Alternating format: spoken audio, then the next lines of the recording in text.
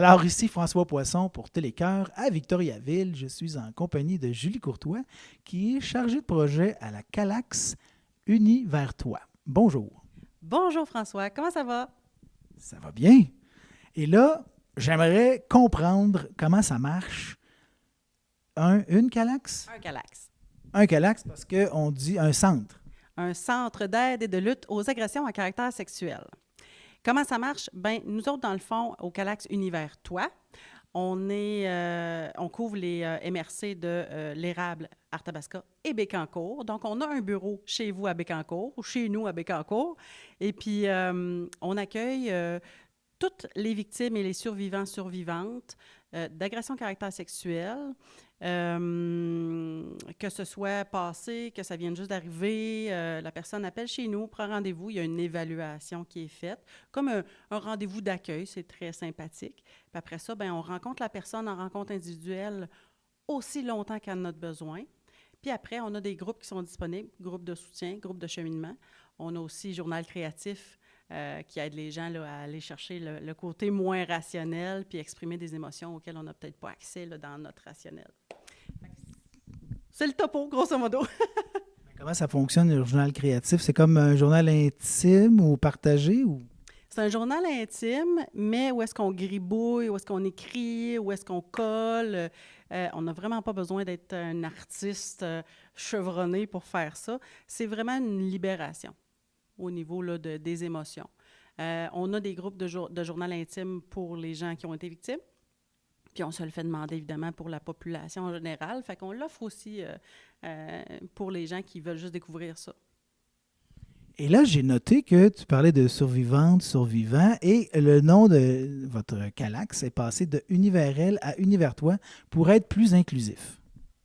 Oui, c'est très, très important pour nous. C'est une valeur, l'inclusivité, parce qu'une victime, c'est une victime. Notre principe de base, c'est ça. Puis en 2022, ben, j'irai pas te demander qu'est-ce qu'il y a dans tes bobettes si tu as le droit d'avoir des soins chez nous. Ça, c'est pas vrai. On passera pas par là.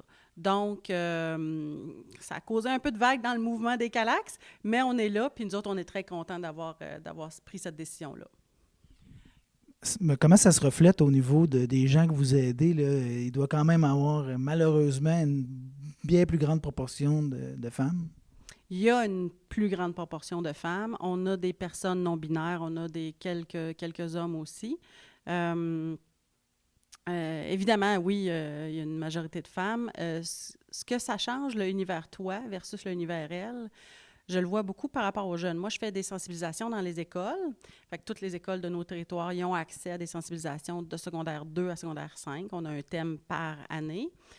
Et moi, je me promène avec ma petite valise de sensibilisation. Puis sous ma valise, j'ai le drapeau de la fierté. Puis j'ai des jeunes qui viennent me voir comme « Hey, moi aussi, j'aurais accès à ça. Tu sais, moi aussi, j'aurais le droit à ce que vous faites. » Oui, toi aussi, c'est correct. Tu sais. Parfait. On dit chargé de projet. On peut parler de plusieurs projets?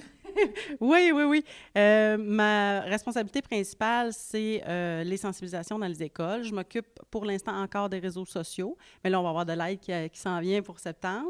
Quand la DG n'est pas là, j'essaie de faire en sorte que le bureau roule rondement. Ensuite, je m'occupe aussi du projet Entreprise, qui est un partenariat qu'on fait avec les entreprises de la région. C'est des entrepreneurs qui décident de devenir des ambassadeurs de la non-violence. Fait que nous autres, on fournit un certain service, soit des formations, des ateliers, une politique contre le harcèlement psychologique et sexuel qui doit être mise en place là, selon la loi qui a été adoptée dernièrement. Puis, en échange, eux autres, ils sont porte-étendard, ils sont ambassadeurs au niveau de la non-violence. Fait que c'est un beau partenariat qu'on offre. Fait que moi, je m'occupe de ces entreprises-là. Fait que ça fait pas mal le tour de mes mandats, puis je te dirais que pas mal complet. Mais ça a fait son chemin, les histoires de politique, de prévention, parce que dans chacun de mes emplois, on m'en a parlé. Bien oui, c'est essentiel. Je suis allée faire un tour dans une entreprise de la région. Je vais vous raconter une histoire, là. Je suis allée faire un tour dans une entreprise de la région. J'ai fait une sensibilisation avec les cadres, les contremaîtres, avec les employés de bureau, puis un peu des employés d'usine. Puis cette compagnie-là a mis en place vraiment la politique, puis il y a une tolérance zéro, puis ils le disent, puis ils l'annoncent. Puis on a entendu des gens qui nous ont dit « Merci d'être venu à mon travail. Maintenant, je vais travailler en sachant que mon boss est sensible à ce que j'ai vécu. Je me sens en sécurité. J'ai plus peur d'aller travailler. » Tu te rends compte de la différence que ça fait dans la vie d'une personne de dire « Je sors puis j'ai plus peur. » Tu sais. C'est énorme. Fait que oui, ça fait une grosse différence. Puis merci aux employeurs qui le font, avec ou sans nous, là. Parce que le travail, c'est quand même l'endroit où on passe le plus de temps dans notre vie. Faut que le cœur soit là, faut qu'on ait du plaisir. Fait que tu sais, une victime qui a vécu quelque chose puis qui ne se sent pas en sécurité dans la majorité du temps de sa vie, comme tu dis, bien, c'est l'enfer, là. C'est l'enfer. C'est des gens qui ont des répercussions tout le temps. Mm. Est-ce que vous êtes une grosse équipe? On est une dizaine environ, bon an, mal an. C'est un travail qui est difficile, le travail au Calax. On a des exigences quand même au Calax. Puis, ben, la nature du travail est difficile. À longueur de journée, on parle à des gens qui ont vécu des choses extrêmement difficiles, qui sont vulnérables, qui sont vulnérabilisés et fragilisés. Fait que c'est un travail qui est difficile, mais on s'arrange pour avoir vraiment beaucoup de plaisir. T'as pas eu le temps de rester longtemps dans nos bureaux, là, mais on a toujours une ambiance un peu de fête. On se promène avec des lunettes un peu folles ou on fait des activités pour aider les intervenantes à ventiler tout ça. Ouais. Alors, tu as dit 3 fois que c'est un travail difficile. Est-ce que ça veut dire qu'il y a un roulement de personnel? Ben oui, on s'en sauve pas. On s'en sauve pas. C'est pas pour tout le monde. Tu sais, on met beaucoup de choses en place pour que ce soit moins difficile, plus facile. Mais non, on s'en sauve pas. C'est un travail qui est difficile, puis c'est pas pour tout le monde.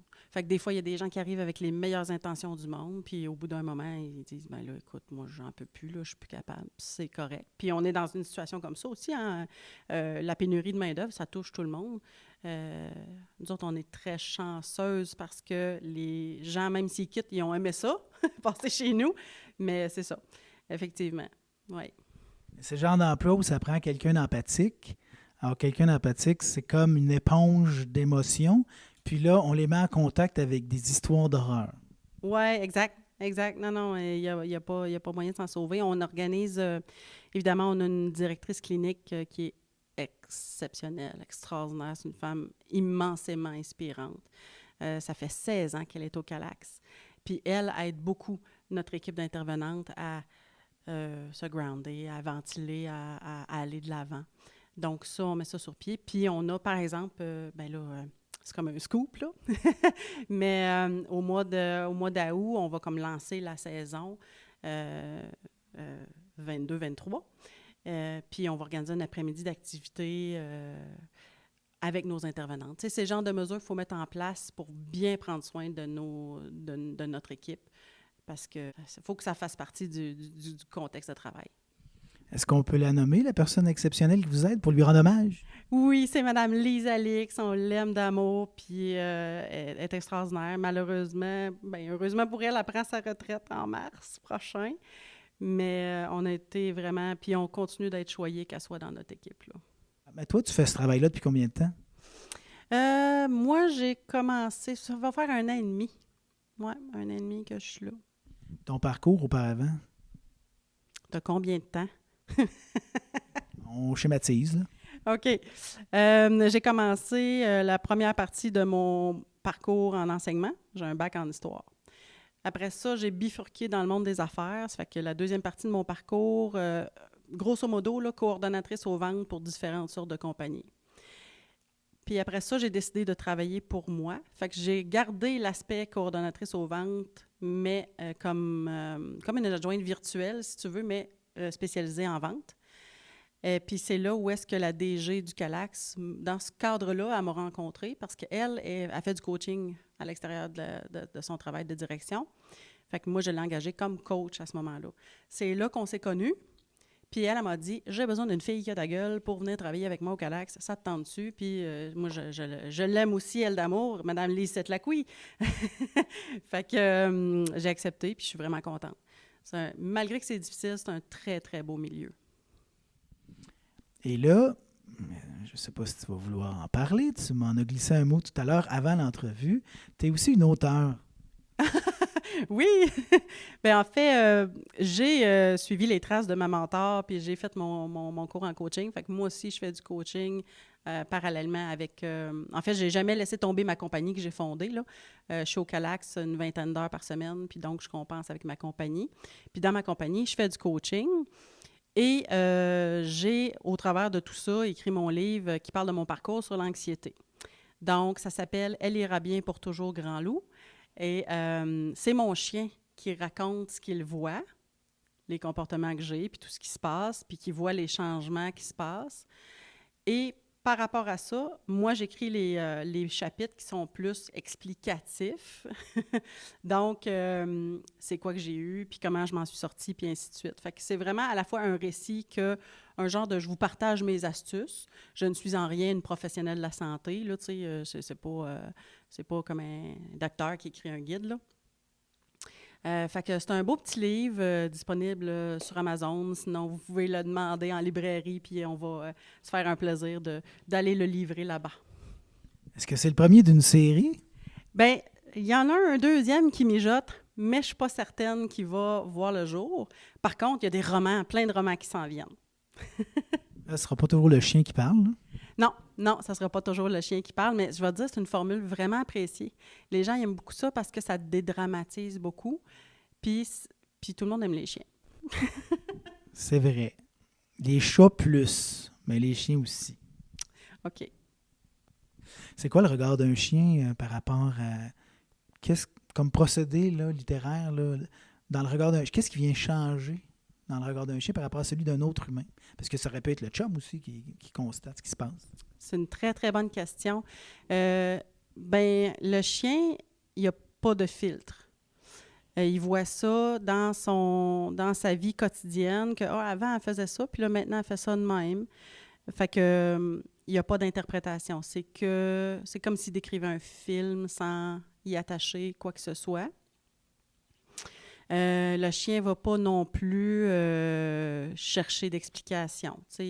Les faits sont les faits. Un chien, c'est le moment présent, puis c'est la force que j'ai trouvée là-dedans, c'est que l'anxiété, c'est la peur du futur.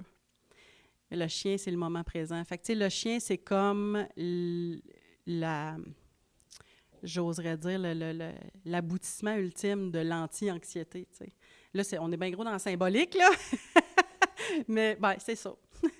J'aime beaucoup l'image qu'on voit sur Internet où c'est quelqu'un qui marche avec son chien.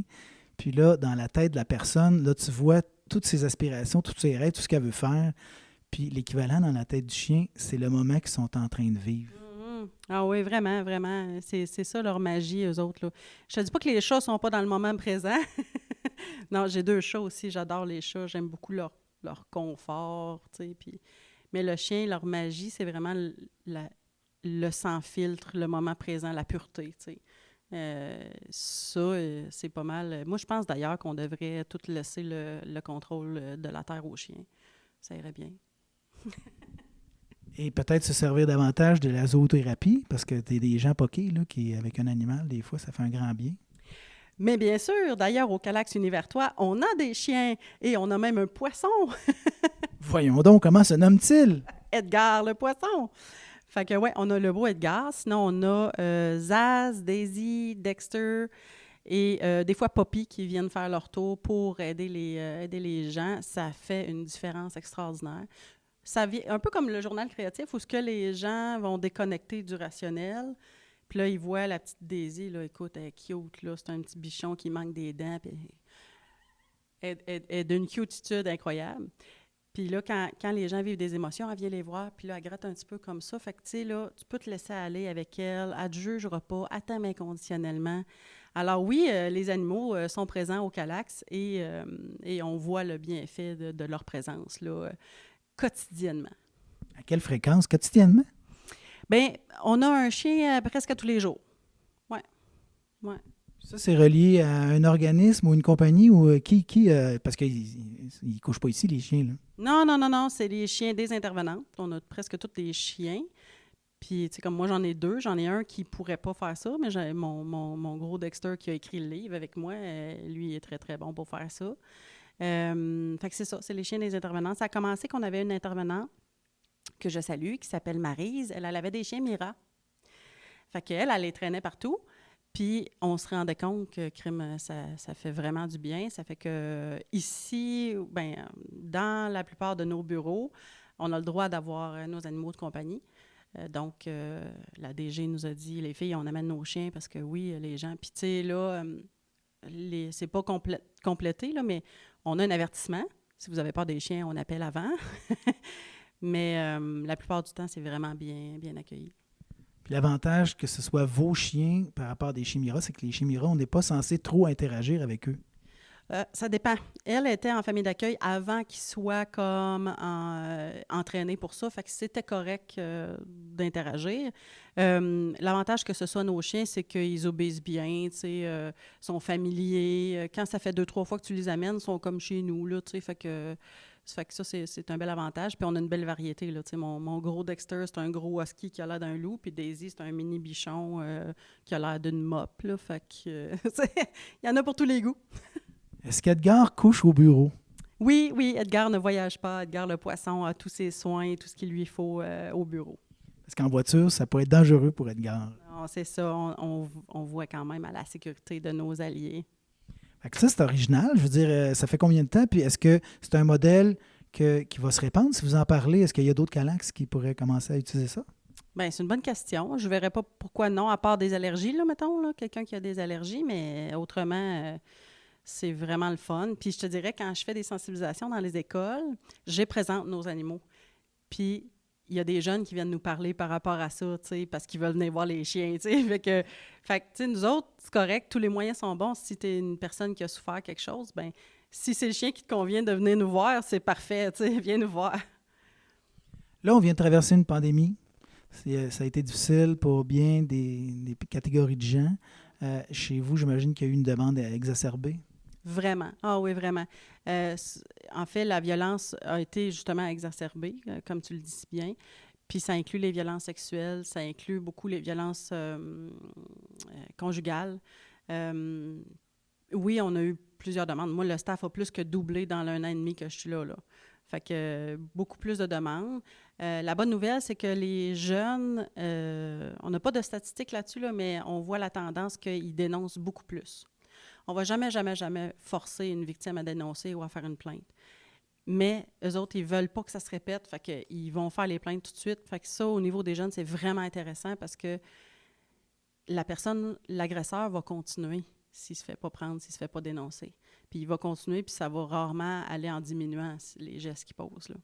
Fait que si la personne peut dénoncer, peut faire une plainte, même si des fois, souvent, ça ne mène pas où ce qu'on voudrait que ça mène, bien, la personne, elle sait que c'est inacceptable, puis on a parlé, puis on va continuer de parler. Est-ce que c'est le mouvement MeToo sur les réseaux sociaux qui a amené ça? On a une grosse vague. Suite à MeToo, là, ça a été le déferlement, puis on est bien contente que ça se fasse. Tu sais, il y a beaucoup de gens qui sentent une insécurité par rapport aux mouvements sociaux qui se présentent maintenant. On ne peut plus rien dire, on ne peut plus rien faire, on sait bien. Non, tu peux plus. Tu peux croiser une fille, mais il y a une façon de le faire. C'est une personne à part entière avec des idées, des opinions puis des goûts. C'est pas quelqu'un qui est là pour répondre à ton goût sexuel ou à ton envie sexuelle. C'est pas comme un objet. Fait que tu peux le faire, il y a une façon de le faire. Puis là, maintenant, ce qui est inacceptable, c'est inacceptable. Et on va parler contre ça maintenant. Puis nous autres, on est bien contents de ça, même si ça brasse un peu les puces de certaines personnes. Ouais, parce qu'il y avait comme une désinvolture qui créait une zone grise de comportement.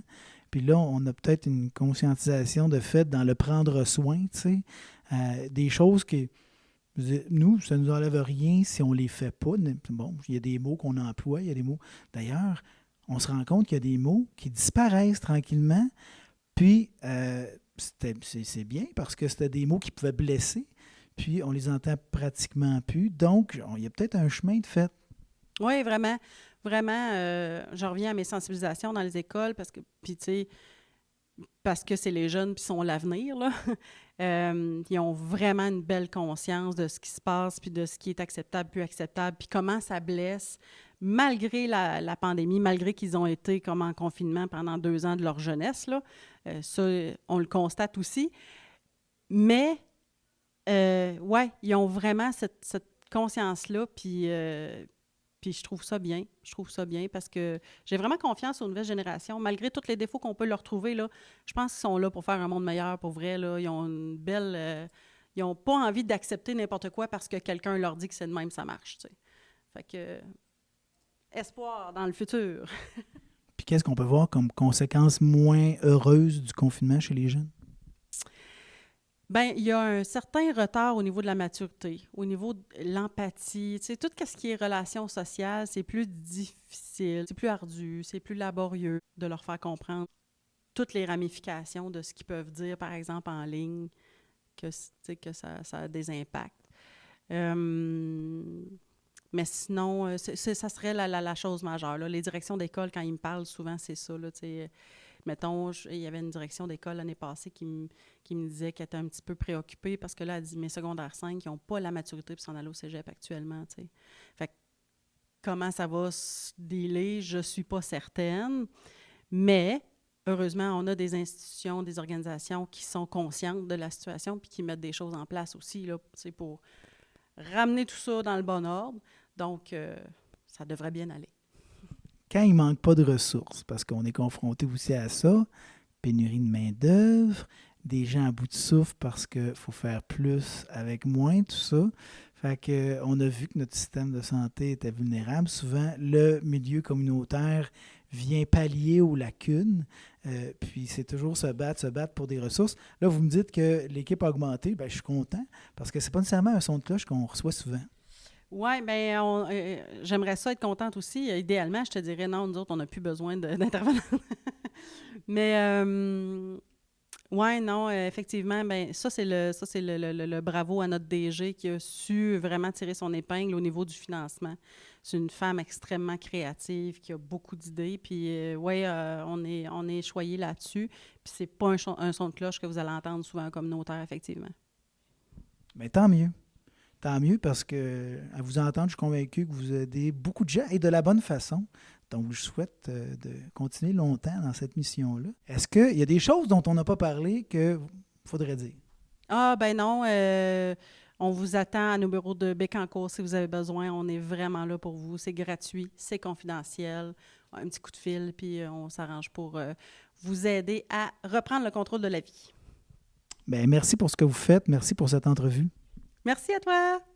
C'était François Poisson pour Télécœur avec Julie Courtois, qui est chargée de projet à la Calax, au Calax, Univers Toi.